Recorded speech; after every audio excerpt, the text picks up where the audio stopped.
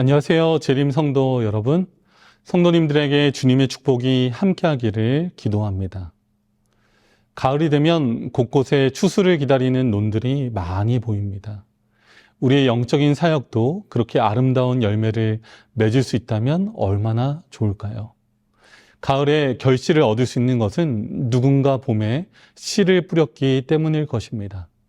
누군가 힘들게 밭을 갈고 씨를 뿌리고 잡초를 제거하고 물을 주었기에 그 결실을 보는 것입니다.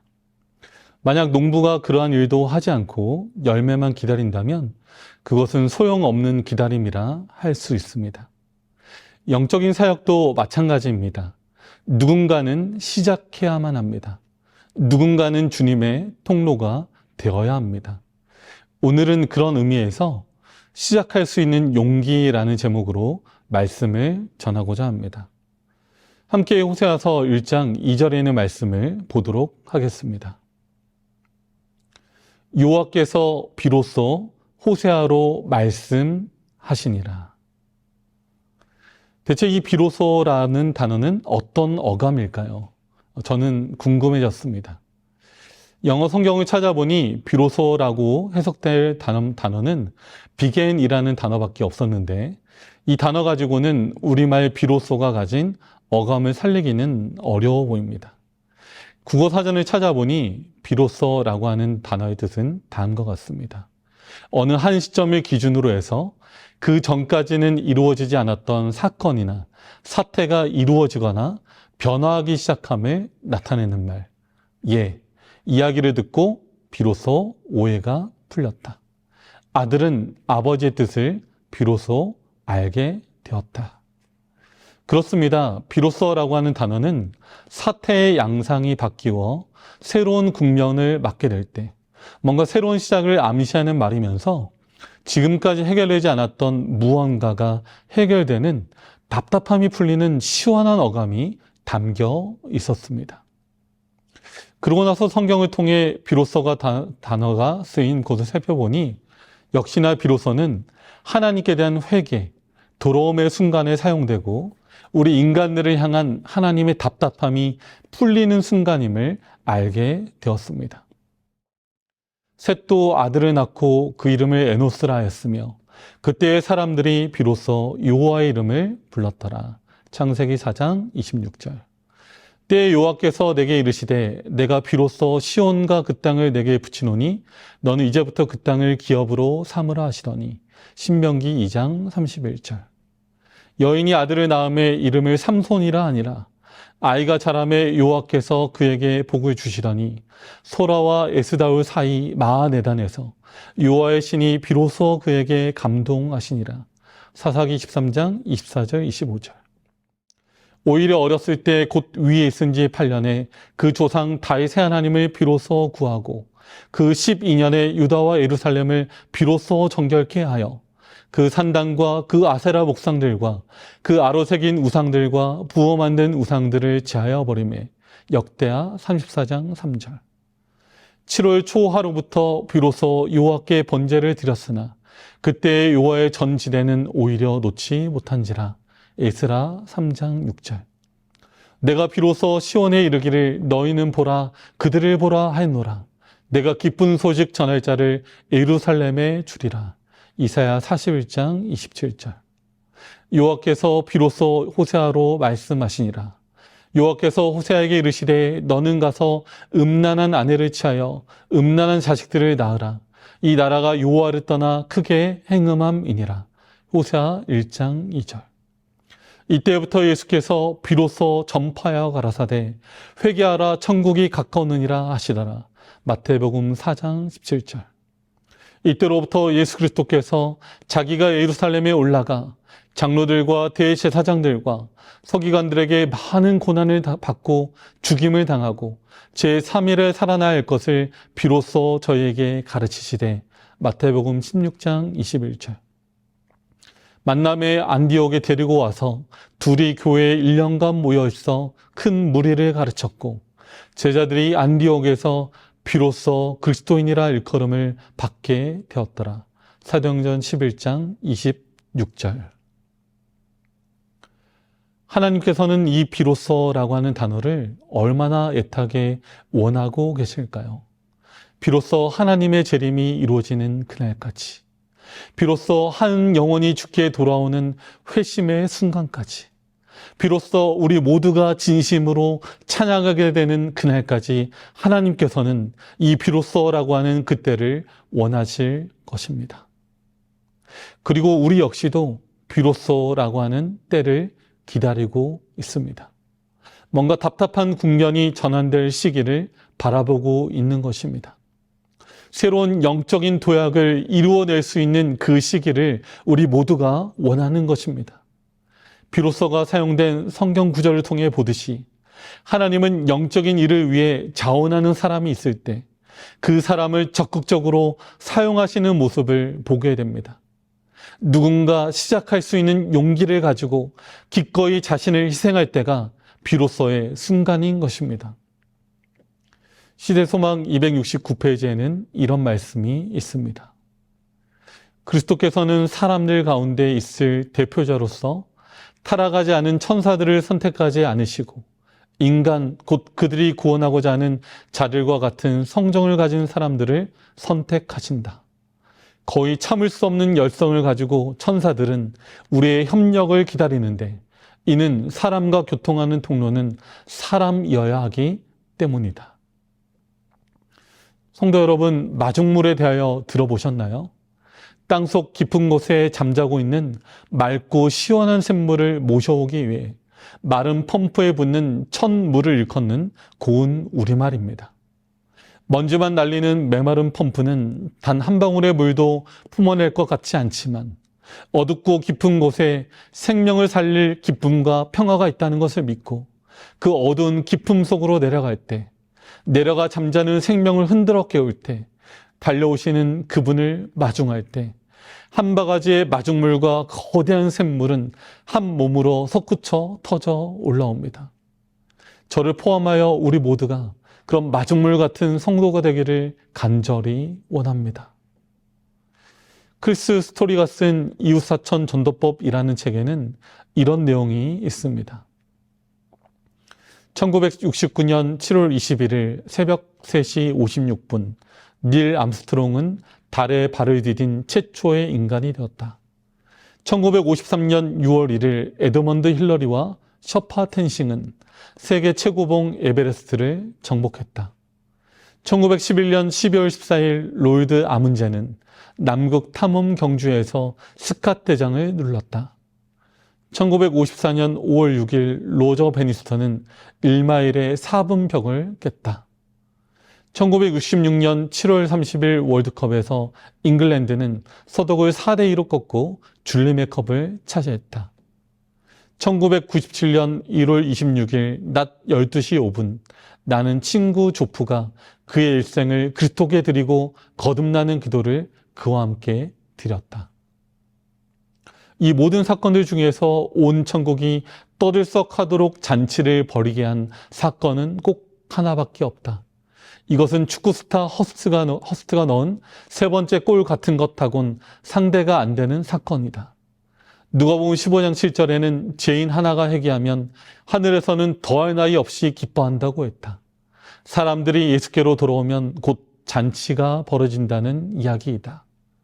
닐, 에드먼드, 로저가 위협을 달성할지 못할지를 가지고는 천사들이 신경 썼는지 어땠는지 잘 모르겠으나 조프가 살아계신 하나님을 등지고 살던 34년의 세월을 청산할 때에는 천사들이 일어나 잔치를 준비했다고 나는 확신한다. 당신의 인생을 가지고 이룰 수 있는 업적이 많을 수 있다. 그렇지 않은 것도 있겠지만 그중 어떤 업적으로는 당신의 이름을 역사책에 오르게 할 수도 있을 것이다. 그러나 내가 생각하기로는 한 친구를 그리스도께 인도하는 일이야말로 지상 최대의 과업이 아닐까 한다. 당신이 할 수 있는 모든 과업들 중 역사의 길이 남을 사건은 오로지 이 영혼 구원의 일 하나뿐이다. 이 일이야말로 전임 미답의 땅에 최초로 발자국을 남기는 일이나 월드컵 챔피언이 되는 것보다 훨씬 축하받을 만큼 위대하고 고귀하다. 그리스도를 모르는 사람들에게 복음을 전한 한 평범한 그리스도인에 비하면 가장 빨리 달린 주자, 가장 높이 오른 등반가, 가장 멀리 헤엄친 수영가, 그리고 가장 오래 비행한 비행사 같은 이런 역사적 인물들의 업적은 비교조차 되지 않는다. 하늘에서의 영원한 삶을 바라본다는 것은 단순히 더 살고 싶다라는 뜻이 아닙니다. 영원한 가치를 바라본다는 뜻입니다. 이례적인 가치를 위해 사는 사람에게 하나님은 영원한 생명을 선물해 주시지 않는다는 뜻입니다. 영원한 생명이 그 자신에게 그리고 주위의 사람들에게 축복이 되는 사람만이 영원한 삶에 대한 하나님의 초청을 받게 될 것입니다. 이제 우리는 영적인 일을 시작하기 위해 필요한 것에 대해서 이야기해 보고자 합니다. 어떤 일을 시작할 때 우리는 먼저 우리의 의지를 다질 필요가 있습니다. 이 일을 해야 할 나의 동기는 무엇인가? 나는 이 일을 위해서 얼마나 나를 희생할 것인가? 마치 운동선수가 경기에 들어가기 전에 정신적인 무장에 힘쓰는 것처럼 말입니다. 특별히 신앙에 관련한 사역은 자기 자신을 바라볼 때는 용기가 생기지 않는 경우가 많이 있습니다. 오직 주님의 십자가가 우리의 동기가 되고 주님의 능력을 힘입어서만 우리는 전진할 수 있는 것입니다. 이 시기는 보다 큰 능력과 보다 깊은 헌신을 요구한다. 아, 나는 이 문제가 나의 마음속에 가득하여 이렇게 하나님께 부르짖었다. 책임감을 깊이 느끼는 주의 사자들, 모든 죄의 기초가 되는 자기 숭배 사상을 십자가에 못 박은 주의 사자들을 일으켜 보내주십시오. 교회에 보내는 권면 9권 27페이지에 있는 말씀입니다. 우리는 화요일, 금요일, 안식일 예배를 통하여 하나님을 향한 우리의 의지를 점검하고 세우게 됩니다. 예배 시간은 하나님께 대한 감사를 표현하는 시간이면서 동시에 다시금 한 주를 살아갈 영적인 힘을 받는 시간이고 우리의 믿음의 의지를 새롭게 하는 시간인 것입니다. 가끔 설교를 하다 보면 말씀을 마치겠습니다 라는 표현을 쓰기 싫을 때가 있습니다. 그 표현을 쓰고 나면 왠지 설교가 여기서 끝나는 것처럼 생각되기 때문입니다. 이제는 설교를 또는 말씀을 다 들었으니 나가서 실천을 해야 하는데 그냥 듣는 데서만 끝날 것 같은 생각이 들기 때문입니다. 설교는 또 하나님의 말씀은 다가오는 한 주의 삶 속에서 그 말씀이 실천되었을 때 완성된다고 하는 것입니다. 마태복음 7장에 있는 말씀을 보도록 하겠습니다. 그러므로 누구든지 나의 이 말을 듣고 행하는 자는 그 집을 반석 위에 지은 지혜로운 사람 같으리니 비가 내리고 창수가 나고 바람이 불어 그 집에 부딪히되 무너지지 아니하나니 이는 주초를 반석 위에 놓은 연고요. 나의 이 말을 듣고 행치 아니하는 자는 그 집을 모래 위에 지은 어리석은 사람 같으리니 비가 내리고 창수가 나고 바람이 불어 그 집에 부딪힘에 무너져 그 무너짐이 심하니라. 반석 위에 집을 지은 지혜로운 사람이 되기를 바랍니다. 기초가 튼튼할수록 높은 빌딩도 지을 수 있고 무너지지 않습니다. 우리의 믿음의 의지가 확고할수록 또 단단할수록 더욱 확고한 주님의 통로가 될 것입니다. 그리고 어떤 일을 시작할 때 우리에게 필요한 두 번째는 바로 비전이라고 할 수 있습니다. 나의 시야로 문제를 판단하는 것이 아니라 하나님의 안목으로 그 일을 바라보는 것이 필요합니다. 마음속에 분명한 그림을 그리는 일이 필요합니다. 분명히 이렇게 될 것이다. 내가 원하고 바라는 모습, 우리 교회가 이런 모습이 되었으면 좋겠다. 또 우리 소그룹이 이런 모습이 되면 좋겠다. 우리 가정이 이런 모습이 되었으면 좋겠다. 가능하면 구체적으로 상상하고 그 일을 위해서 기도할 때 그 변화가 시작되는 것입니다. 그리고 나서 당장 내가 보기에는 아무런 일도 가능하지 않을 것처럼 보이지만 기도하면서 내가 할 수 있는 작은 일부터 순종하는 일에서 시작하는 것입니다. 요한복음 4장에 있는 말씀입니다. 너희가 넉 달이 지나야 추수할 때가 이르겠다 하지 아니하느냐. 내가 너희에게 이르노니 눈을 들어 밭을 보라. 희어져 추수하게 되었도다. 예수님께서 사마리아 지방을 보시고 영적인 안목으로 하신 말씀입니다. 이 말씀은 제자들에게 사마리아인들에 대한 편견을 깨는 계기가 되었습니다. 그리고 예수님께서 전도하신 사마리아 여인은 마중물이 되어 사마리아 지방에 복음을 전하는 통로가 되었습니다. 예수님의 승천 후에 집사 빌립이 이곳에 파견되어 적극적으로 사역하고 많은 열매를 거둔 것을 우리는 성경을 통해서 확인할 수 있습니다. 한국 선교 초창기에 개신교 선교사로 파견된 언더우드는 이런 기도문을 남긴 적이 있습니다. 오 주여, 지금은 아무것도 보이지 않습니다. 주님, 메마르고 가난한 땅, 나무 한 그루 시원하게 자라 오르지 못하고 있는 땅에 저희들을 옮겨와 앉히셨습니다. 그 넓고 넓은 태평양을 어떻게 건너왔는지 그 사실이 기적입니다. 주께서 붙잡아 뚝 떨어뜨려 놓으신 듯한 이곳, 지금은 아무것도 보이지 않습니다. 보이는 것은 고집스럽게 얼룩진 어둠뿐입니다. 어둠과 가난과 인습에 묶여있는 조선 사람뿐입니다. 고통을 고통인 줄 모르는 자에게 고통을 벗겨주겠다고 하면 의심부터 하고 화부터 냅니다. 조선 남자들의 속셈이 보이지 않습니다. 이 나라 조정의 내심도 보이지 않습니다. 가마를 타고 다니는 여자들을 영영 볼 기회가 없으면 어찌하나 합니다. 조선의 마음이 보이질 않습니다. 그리고 제가 해야 할 일이 보이지 않습니다. 그러나 주님, 순종하겠습니다. 겸손하게 순종할 때 주께서 일을 시작하시고 그 하시는 일을 우리들의 영적인 눈이 볼 수 있는 날이 있을 줄 믿나이다. 믿음은 바라는 것들의 실상이요 보지 못하는 것들의 증거니라고 하신 말씀을 따라 조선의 믿음의 앞날을 볼 수 있게 될 것을 믿습니다. 지금은 우리가 서양 귀신 양기자라고 손가락질을 받고 있사오나 저희들이 우리 영혼과 하나인 것을 알고 하늘나라의 한 백성 한 자녀임을 깨닫고 눈물로 기뻐할 날이 있음을 믿나이다. 학교도 없고 그저 경계와 의심과 멸시와 천대만이 가득한 곳이지만 이곳이 머지않아 은총의 땅이 되리라는 것을 믿습니다. 주여 오직 제 믿음을 지켜 주소서.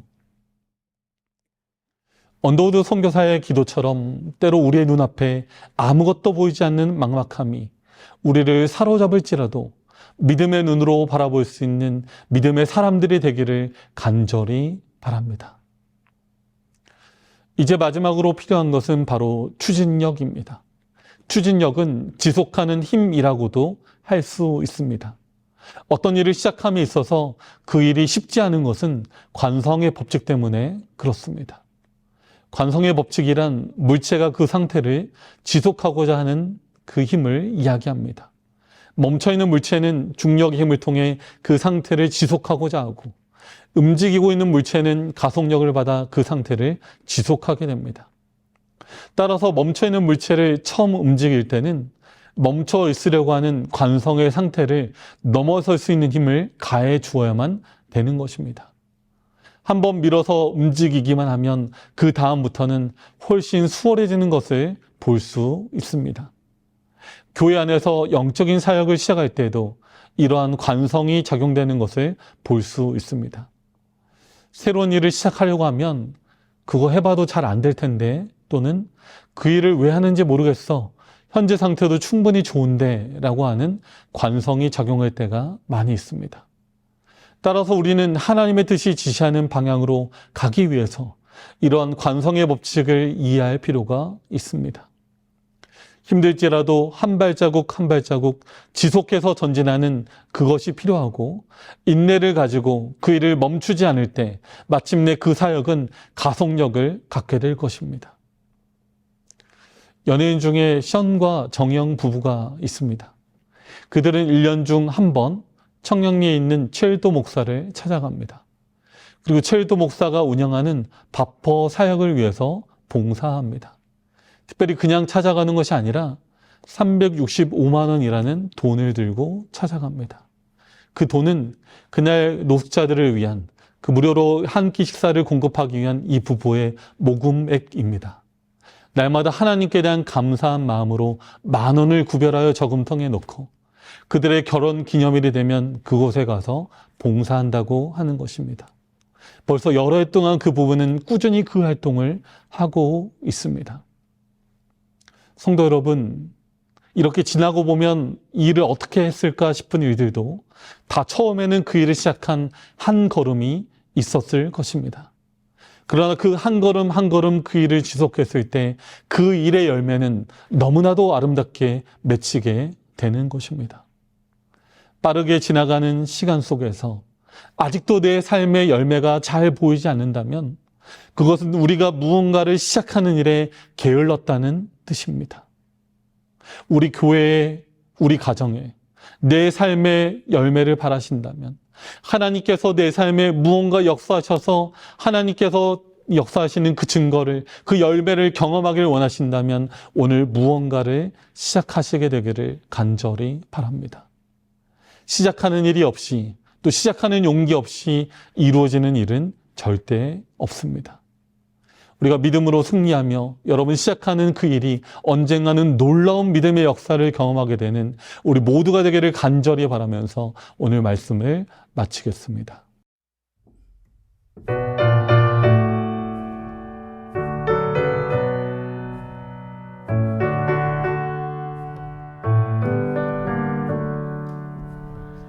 내가 지금 사는 곳 주의 크신 은혜요 주를 믿게 된 것은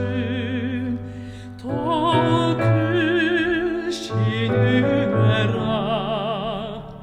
넘치는 주의 사랑 놀라운 주의 은혜 날마다 경험하며 주께 감사합니다. 세상에서 당하는 환난 거쳐 많으나 이름을 주시니 더욱 크신 은혜라 답답할 때 기도로 길으신 손길로 얼어붙어 주시니 주여 감사합니다. 하늘에는 영광이 우리에겐 기쁨이 날로 더해가는 것 더욱 크신 은혜라 쌓여진 사랑도 감사할 길 없어서 몸과 마음 드립니다. 진정